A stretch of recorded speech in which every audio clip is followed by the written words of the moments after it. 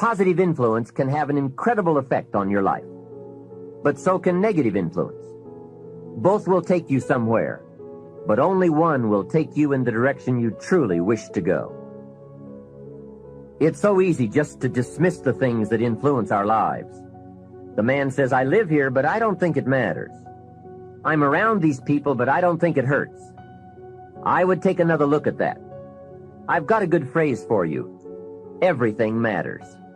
Now, sure, some things matter more than others, but everything matters. Everything weighs something. So you've got to keep checking to find out whether associations are tipping the scales toward the positive or toward the negative. It doesn't hurt to look, right? Ignorance is never the best policy. Finding out is the best policy. People around us can keep nudging us off course, a little at a time, until finally, 10 years from now, we find ourselves asking, how did I get here? Those subtle influences need to be studied carefully if we really want our lives to turn out the way we've planned. Now, on this major point, let me give you 3 key questions to ask. This may help you to make a better analysis of your current associations. Here is the first question. Who am I around? Good question. Make a mental study of the major people with whom you most often associate. You've got to evaluate everybody who is within the circle of being able to influence you. So, major question, who am I around?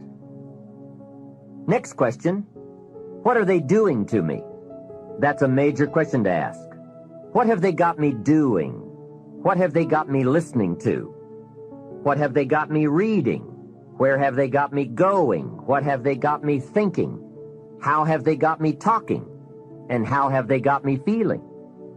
What have they got me saying? You've just got to make a serious study of how others are influencing you, both negatively and positively. Now, maybe the influence of all those around you is okay, but just ask yourself, it doesn't hurt to ask, who am I around and what are they doing to me? Now, here's the final question, is that okay? Maybe the people you associate with and their collective influence is okay, but then again, maybe it's not. All I'm suggesting here is that you take a close and objective look. Everything is worth a second look, especially the power of influence. You want to begin to get all the toxic people out of your life. See, ladies and gentlemen, it takes a lot of energy to reach your goal. It takes a lot of emotional, mental, and spiritual energy to reach your goal. So there are 2 kinds of relationships, nourishing relationships and toxic relationships. Nourishing relationships are the relationships that inspire you. They motivate you. They bring the best out of you. Toxic relationships are relationships with people that always criticize you. All they can do is find fault. All they can do is just exploit your weaknesses. All they can do is remind you of the mistakes that you've made in the past. These people are bad for your health. Toxic people can run your blood pressure up. One apple can spoil a whole barrel. One negative energy drainer can spoil your whole life. I know people whose lives have been ruined because somebody wasn't good for them. See, there are some people that aren't good for you. Got to get them out of your life. See, a lot of people put up with a lot of foolishness because they don't want to die by themselves. Make a list of who you communicate with most and ask yourself the question, what kind of person am I becoming because of this relationship? Is it helping me to grow mentally and emotionally and spiritually? Am I becoming a better person because of this relationship? Do they bring out the best in me? Do they inspire me? Do they encourage me to develop my greatness? Do they make me stretch? So you got to look at the people in your life and find out what kind of person are you becoming because of that relationship. My mother used to say, birds of a feather flock together. You run around with losers, you will end up a loser. Perhaps you've heard the story of the little bird. He had his wing over his eye and he was crying. The owl said to the little bird, "You're crying." "Yes," said the little bird, and he pulled his wing away from his eye. "Oh, I see," said the owl. "You're crying because the big bird pecked out your eye." And the little bird said, "No, I'm not crying because the big bird pecked out my eye. I'm crying because I let him. Hey, it's easy to let influences shape our lives, to let associations determine our direction, to let persuasions overwhelm us, to let tides take us, to let pressures make us. The big question is, are we letting ourselves become what we wish to become? A gentleman who dramatically transformed my life, I was a junior at Booker T. Washington High School in Miami, Florida, and I went in his class looking for another friend, and he said, go to the board and work this problem out for me. I said, sir, I can't do that. He said, why not? I said, I'm not one of your students. He said, do it anyhow.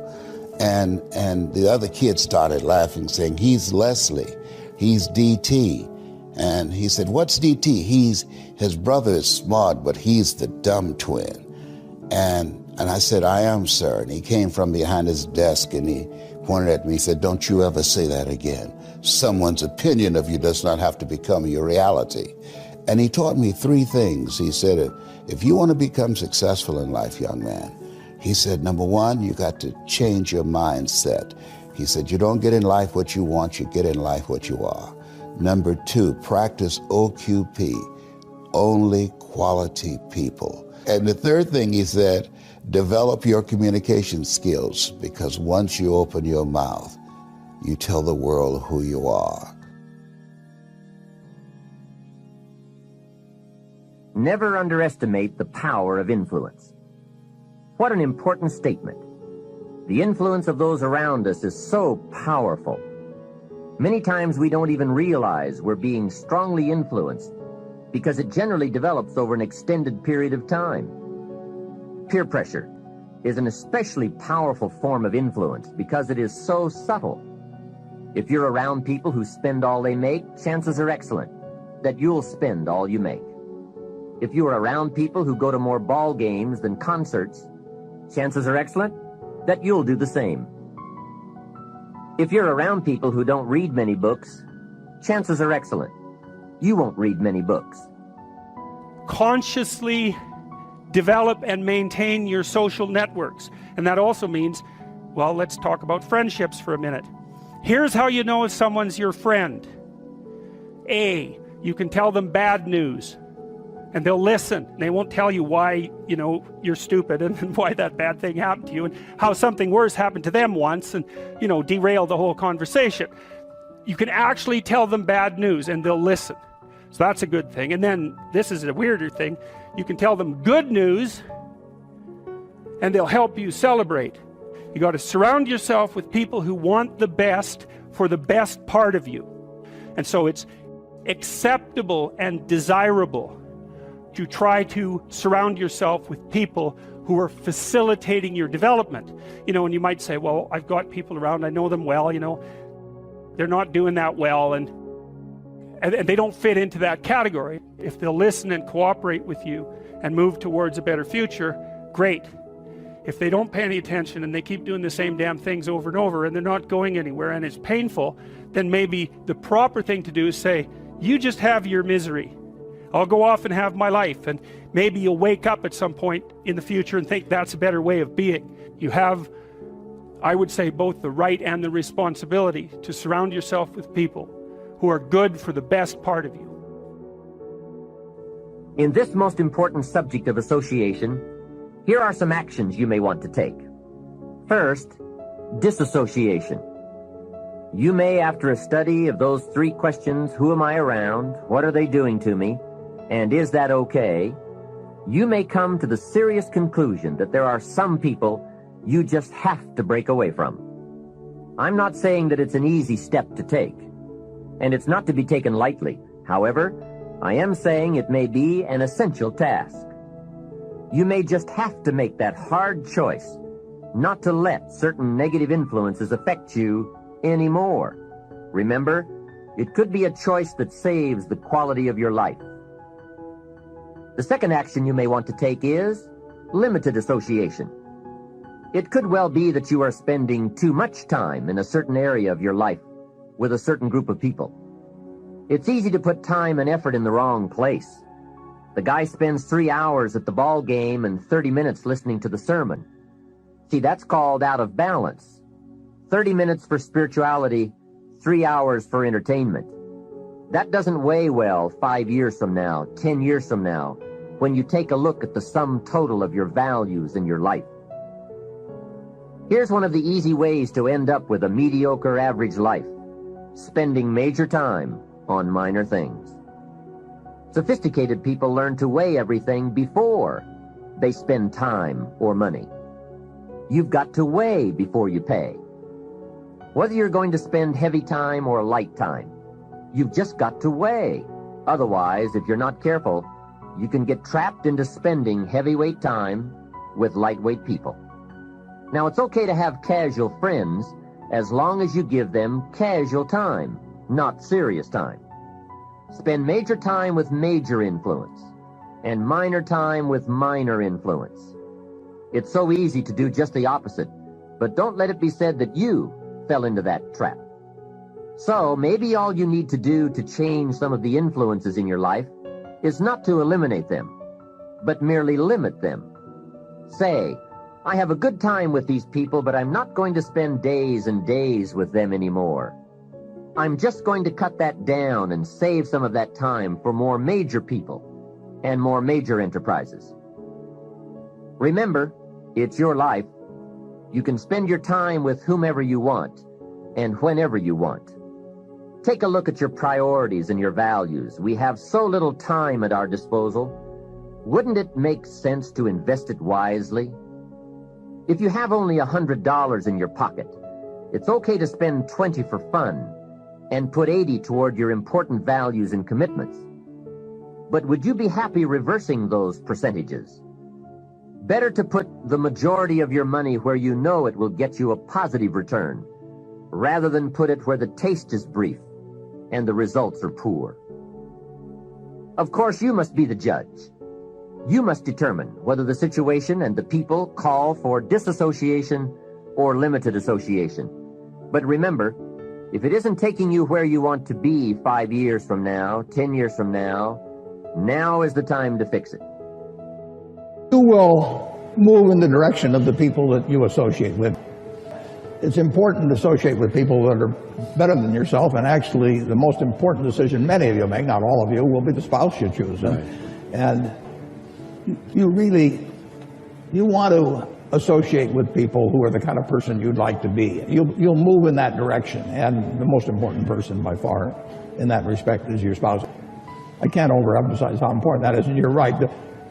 The friends you have, they will form you as you go through life, and make some good friends, keep them for the rest of your life, but have them be people that you admire as well as like. The third process is the one I most strongly suggest you begin, and that is called expanded association. That is, spending more time with the right people, people of substance and culture, people who understand philosophy and discipline, people of accomplishment and character. Many years ago, Mr. Schoaf said to me, Mr. Rohn, if you truly wish to be successful, you've got to get around the right people. Then he said, it looks like in your present circumstances you're going to have to plot and scheme. And that was true. I had to plot and scheme to get around the right people. On some of those early opportunities I had to be around successful people, I would park my car a couple of blocks away. I knew that if they saw my car, I'd never get in. On more than one occasion, I got the question, how did you get here? To which I would respond, oh, someone dropped me off. And that was me dropping me off a couple of blocks away. Whatever you have to do it. Keep asking the question, who can I get around? Who could I spend some time with who would have a positive influence on my life? I played every trick in the book I could think of to get around the right people, but it was worth it. Now here's the surprise. It is possible for a modest investment to get around major people. If you had a chance to sit down for an hour or two with a wealthy person, and all that you had to do was to pick up the lunch tab, wouldn't that be a bargain? That person might drop an idea on you that could change your life. for a lunch tab. And that's where we need to go to get our success plan, from successful people. Don't pick up your plan, especially your financial plan, from unsuccessful people. Here is something else exciting. It's possible for people of modest means to start a wealth plan. You don't have to be wealthy to have a wealth plan. You don't even have to be healthy to start a health plan. All you have to be is smart. Smart enough to say, hey, I've got the wrong plan, and I'm going to get around someone who has a better plan and make it my plan. So, find some successful people to help you fill out your success plan. Find somebody healthy to get your better health plan going. Find somebody living a unique lifestyle to develop your lifestyle plan. This is called association on purpose, getting around the right people by expanding your circle of influence. Here's another good question for you. Where do you go for your intellectual feast? Where do you go? Pity the man who has a favorite restaurant, but not a favorite thinker. He's picked out a favorite place to feed his body, but he doesn't have a favorite place to feed his mind. One way to associate with people of influence is through their writings, books, cassette tapes, whatever you can pick up. Maybe you can't meet the person, but you can read his books or listen to his cassettes. Churchill's gone, but he's left some books. Aristotle's gone, but we still have his ideas. Search the catalog for cassettes and libraries for books. Search the magazines, search the documentaries.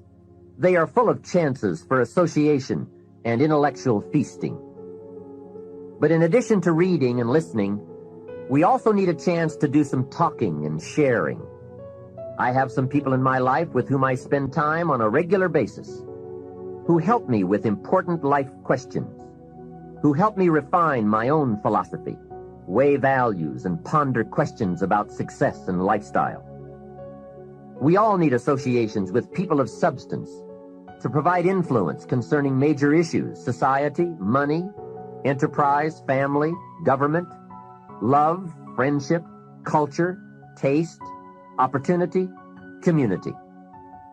Behavior is mostly influenced by ideas, and ideas are mostly influenced by education, and education is mostly influenced by the people with whom we associate. So don't join an easy crowd. Make sure you get around people who can ask the right questions about the latest ideas you've discovered, about your philosophy, your enterprise, your goals, your lifestyle. Go where the demands are high, where the expectations are high, where the spotlight is on to grow, to produce, and to become more than you currently are. One of the great good fortunes of my life was being around Mr. Schoaf those 5 years. During that time, he shared with me, at dinner, on an airplane, at a business conference, in private conversation, with a group, all those ideas that caused me to make the helpful and necessary adjustments in my thoughts and activities. And those daily changes, some so very slight, so very important, added up to such weighty sums in 1 year, 3 years, and 5 years. A big part of the value of this association was having Mr. Schoaf repeat the ideas over and over. You just can't hear basics, fundamentals, major pieces of the philosophy of life too often. Another part was Mr. Schoaf's unique ability to check and measure my progress. That is so important. Measurable progress, and having someone to monitor that progress.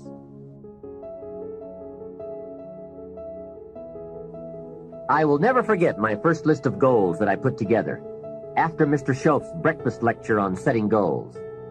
My list contained only 4 or 5 items. When I showed it to him, he said, "Is this your list?" I said, "Yes."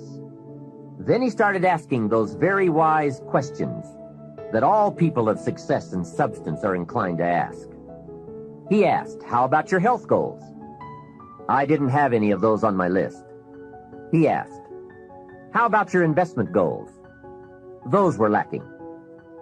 "How about your travel goals, your family goals? How about your goals for gifts and sharing? Who would you like to meet? What would you like to become? What skills would you like to develop? Did you ever want to write a book, a poem? Would you like to be a sophisticated person of power and influence and culture? How about education for your children? Would you like to be debt-free?